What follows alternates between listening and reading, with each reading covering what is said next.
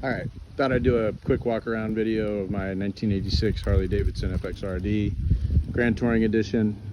I like these videos, so thought maybe other people would like to see my bike.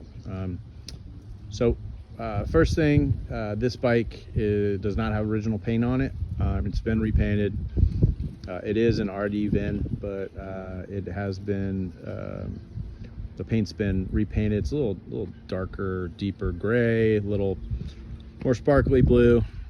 Looks nice in the sun, but you know, if you had it next to an original, it'd definitely look a little different. So because of that, I've kind of treated it like a resto mod, and there was really no going back if you stuck with the paint. So I haven't kept it really original or tried to do so. I've tried to kind of do some pretty cool modern upgrades on it to make it like I like to ride. So we'll start in the front. Got the cafe fender custom painted to match. Thunderstar wheels with Brembo brakes.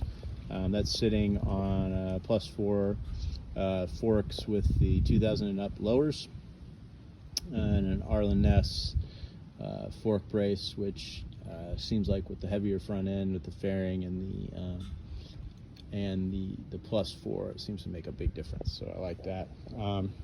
LEDs all around here where I can. I used you know, the original, just upgraded the bulbs really.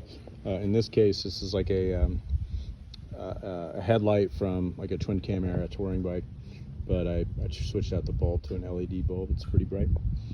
Moving back to the bars and the I guess cockpit here. Got Thrash and Supply risers, kickback risers with their high bend bar, really comfortable. And then the controls are 96 and up controls. I didn't really need the radio controls because it didn't work anyway. I may kind of change that in the future, but they work well. And then I've got Speed Hut gauges. They do custom little inlays in there if you want. That's a little TCB thing. Is kind of a family thing that has always been a joke, but it's nice to have on the bike. Those light up blue. Then this fuel gauge lights up blue as well. Another cool thing about the speedometer is it's GPS.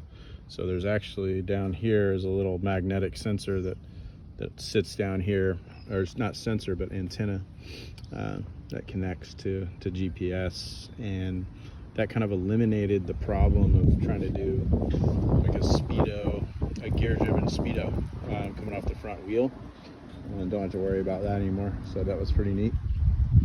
For the drivetrain, got a V111 with a Mikuni 45, S&S air cleaner, thunder header. It's all brought together with this Baker 6-speed with the N1 shift pattern, which is pretty cool, and an Ultima starter. So here in the Bay, Steady Rolling Motorcycles did the motor for me. They tore it down a little bit before we installed it, put new gaskets in it, put Cometic gaskets. As everybody knows, the S&S motors are notorious for blowing head gaskets, so we wanted to get in front of that. Also installed a Woods cam and some Screaming Eagle roller rockers to kind of beef up the engine a little bit. So that was pretty cool. I was pretty stoked on that. As we move back towards the back of the bike, it's a FXR4 swing arm with a matching Brembo touring brake in the back with Arlen Ness rotors on the Thunderstar as well. For suspension, got Race Tech 14-inch GS3s,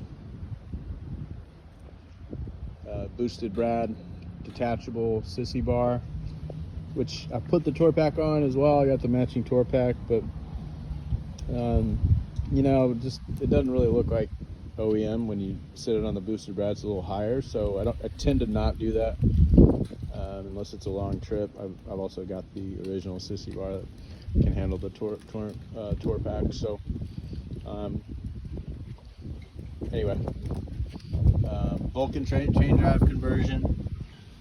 pretty nice. The bare knuckle pawl axles, as well as his swing arm upgrade kit, which is pretty nice. Makes it pretty smooth.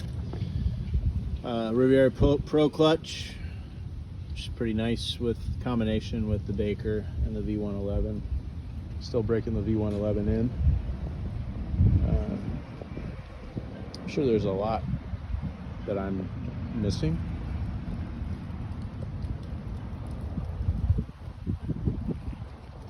But that's kind of about it.